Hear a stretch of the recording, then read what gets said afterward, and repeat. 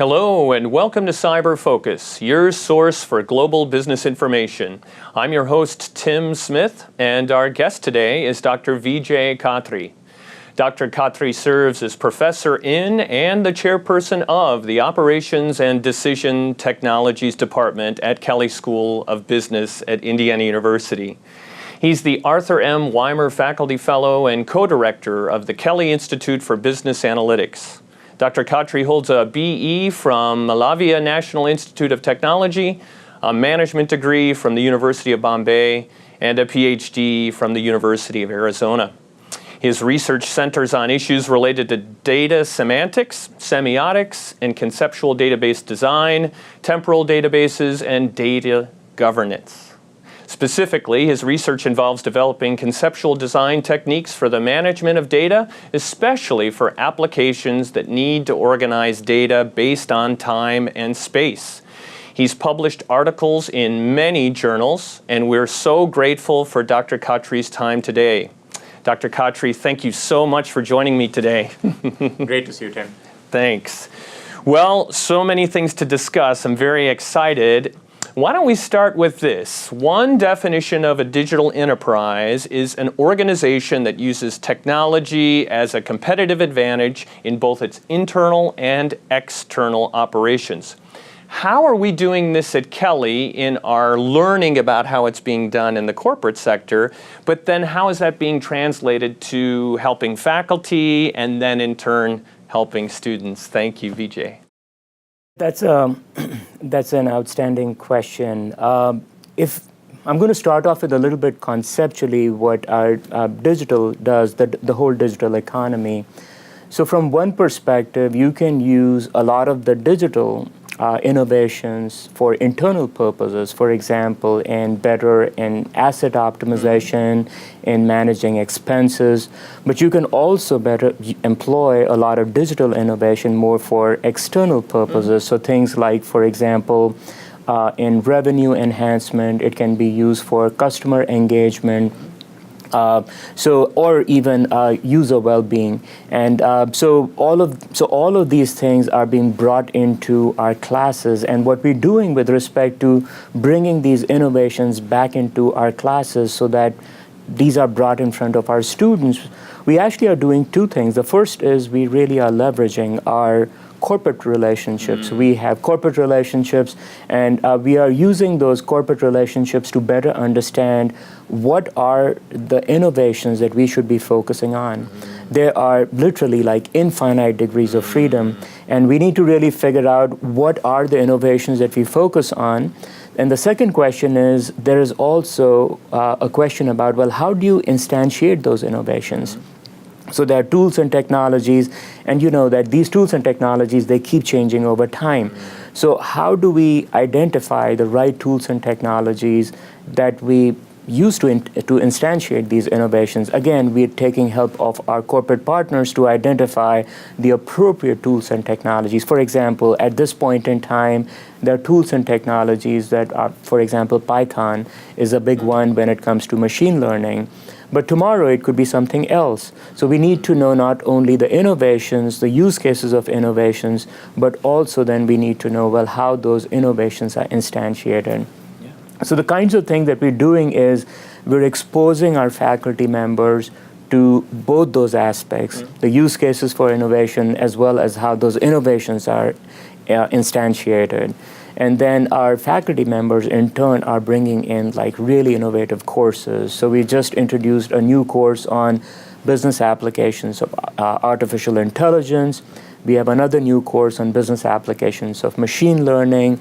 We're in the midst of developing a course on business platforms, on pervasive technologies, and how those pervasive technologies are essentially impacting the businesses. Vijay, how is Kelley's new digital intelligence initiatives helping faculty to better prepare students for careers involving emerging technological innovations? So with respect to Digital Intelligence Initiative, we have two institutes. We have the Institute for Business Analytics that has been around for over 6 years. And then we also just started a new Institute of Digital Enterprise. Okay. And we're employing both of those institutes really are helping us better engage our corporate partners. We also are better engaging and creating really exciting learning opportunities for the students outside the classrooms as well. Great. I know with the Institute for Business Analytics, analytics has been around for decades, certainly. But what does that look like today as you're focusing on business analytics? What are some of the cutting trends or some of the most innovative technologies stemming from today's study of business analytics? It's so there are a lot of changes that have also happened in analytics itself. So analytics really is about three things. You need to know how to consume insights. You need to know how to create insights. But as you know, that data is really not objective either. You also need to understand what really is the basis for, like, how do you understand the context around the data itself? So you need to know three things, like information capabilities, you need to know analytic capabilities, and then the decision capabilities. What is really exciting is a lot of analytic capabilities are going to get automated or semi-automated. So Watson, for example, the tool that IBM, the platform that IBM has, and that is semi-automating a lot of analytic capabilities. So I think the innovation, the new things are learning those new tools. I feel the biggest thing at this point in time is being multilingual when it comes to analytics. It's not about one tool or technology. You really need to know multiple languages, and you really need to be well-versed when you need to transition out of one tool and into another tool, because tools are like people, they have boundaries of usefulness. And we need to, I guess, our students, they need to understand what are the tools, what is the best use of them, and when their use actually starts to fritter, and then you need to use some other type of tool for the purpose. Right, and as these tools continue to develop at such a rapid pace, one skill set and understanding of the available tools to them, and then the application, it's two different questions because, again, at the rate things are changing, how do you stay on top of it? I'm very glad to learn more about what Kelley's doing to stay on top of it, to help our students be prepared to make those important decisions. Thank you. So let's talk a little bit about the intersection of technology and talent. What does it look like today within a global organization? How would you respond to that question? It's really interesting the way organizations are looking at how do you become ready with respect to the digital economy. So what companies are doing right now is, and again, with respect to the whole digital innovation, you really need to make innovations in small spurts. And again, that is theories are coming from agile development. You really also need to figure out how to integrate development and operations. That is also referred to as DevOps. So a lot of things that are happening right now are around DevOps and agile. So a lot of talent that is being developed as well, getting ready for innovation. The other need for talent is to understand the entire stacks of technologies. So the technologies are they're becoming easier to implement, but how they connect with each other is becoming more complicated. So how do you understand the entire stack of technologies? That is becoming more complicated. The third thing I feel is becoming increasingly important is this whole notion of becoming a good consumer of insights. There are so many sources of data. You have sensors, you have data that are coming from sensors that are in your control, you got sensors that are outside your control. How do you integrate all the data, and how do you become a good consumer of insights? And the final thing I feel in talent development in global organizations really is about how do you think about these digital products, and how do you develop business models around these new innovative digital products that really wrap around your physical products? So I'll give an example. So for example, there are companies that make beds, hospital beds. They're putting a lot of sensors on the hospital beds, but the next question is, well, what do I do with all that data? How do I actually use that so that it can be used for the patient, it can be used by the hospital, it can be used by the doctor? So developing use cases for them is really becoming the pivotal thing. So those are the four big things that I see with respect to talent development, four big areas. Great, thank you. So Klaus Schwab, the founder and executive chairman of the World Economic Forum and author of The Fourth Industrial Revolution, stated, "These technologies are disrupting almost every industry in every country, and the breadth and depth of these changes herald the transformation of entire systems of production, management, and governance." What do you think about this statement, Vijay? What does that look like on the global stage? Yeah, it's really, really interesting what you say about. I would totally agree that the whole notion of value from business's perspective is changing. I personally, I feel we are in the midst of a point of inflection.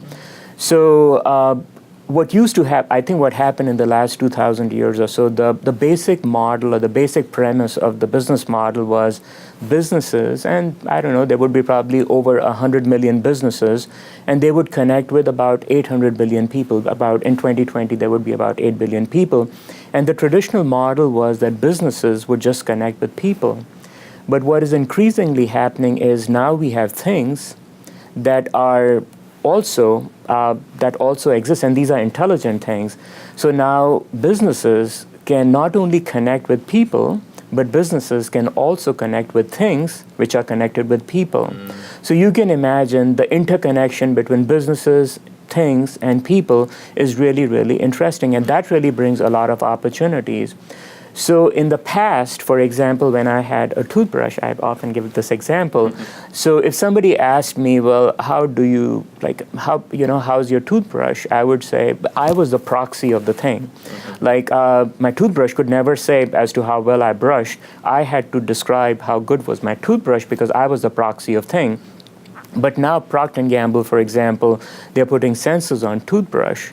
So the toothbrush could tell if I, for example, am applying too much pressure on my toothbrush, maybe I should be changing the brush head of my electric toothbrush. So things are changing. So what is happening is that there is this trifecta. So you got things, we got people, and you got businesses. Now, what that totally changes with respect to businesses is we really don't have an agent. Humans were the agents for almost 2,000 years, but now we will have things as well as people that will be the agents. The second thing that is really interesting is the business opportunities will be created transiently. So for example, let's say that you have a sensor. For example, 3M makes these, so they've always made filtrate, which really are filters for our furnaces. Now you put a sensor on those filtrate, and that tells you the quality of the air, for example. And maybe the quality of the air is not good. And I, as a homeowner, don't even need to know about the fact that the quality of the home, of the air, is not good. And maybe there could be an agent on my behalf, could go to Angie's List, find the best contractor, decide, make a best transaction, decide that this is the best contract on my behalf. I know it's scary too. Makes a contract on my behalf, and then that transaction is done. And before I even know, it's already fixed before I got. So the business innovate. What would happen is a lot of these business transactions are going to be created at the snap of a moment. And the business models are really evolving. We really don't know what kind of business models will evolve in the next 15, 20 years. So it's really, really interesting. Very much so, and I find it very interesting to think about what level of responsibility now is a company on the hook for, and what's built into this model inherently that all of a sudden you're collecting a specific amount of data from, let's say, a filter in someone's furnace. How far does the responsibility level go, and the data that's being collected, and so many questions. I guess we'll have to save that for next time. Well, Vijay, thank you so much for your time today. It was a pleasure to speak with you, and thank you for coming in and joining us. Yes. Thank you very much, Tim. My pleasure. That's all the time we have for this edition of Cyber Focus. Thank you for tuning in. If you have any comments or suggestions for future topics, please let us know at cyber, that's CIBER, @indiana.edu.